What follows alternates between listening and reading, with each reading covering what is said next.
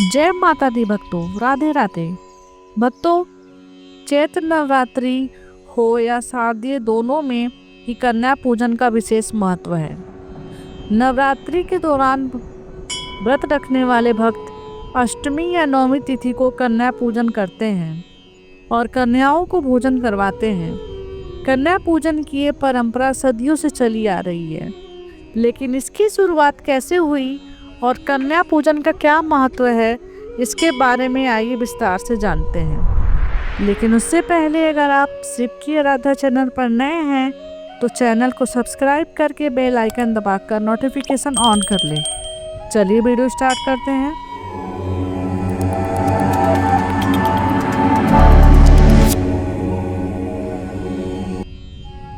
दोस्तों, इस वर्ष चैत्र नवरात्रि का प्रारंभ 30 मार्च 2025 रविवार को होगा और इसका समापन 6 अप्रैल 2025 रविवार को होगा। भारत के अलग अलग राज्यों में कन्या पूजन की तिथि भी अलग अलग है।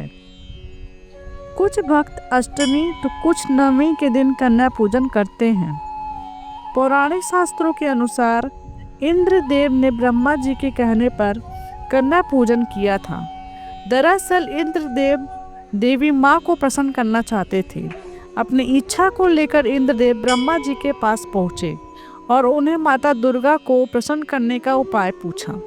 ब्रह्मा जी ने इंद्रदेव से कहा कि देवी माता को प्रसन्न करने के लिए आपको कन्याओं का पूजन करना चाहिए और उन्हें भोजन कराना चाहिए।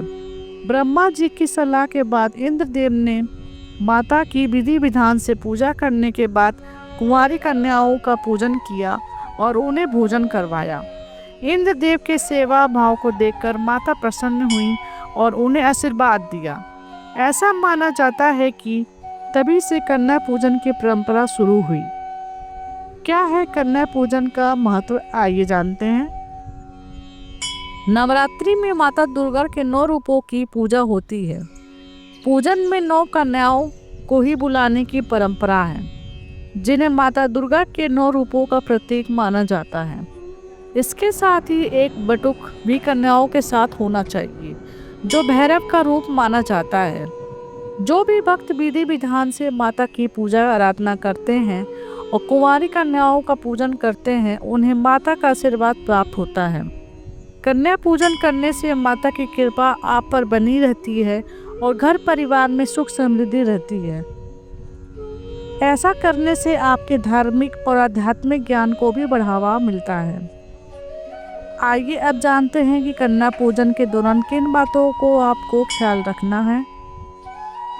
कन्या पूजन के दौरान आपको 10 साल से अधिक की कन्याओं को नहीं बुलाना चाहिए। कन्याओं को भोजन करवाने से पहले उनके पैर धोएं, इसके बाद उन्हें स्वच्छ स्थान पर बैठाएं।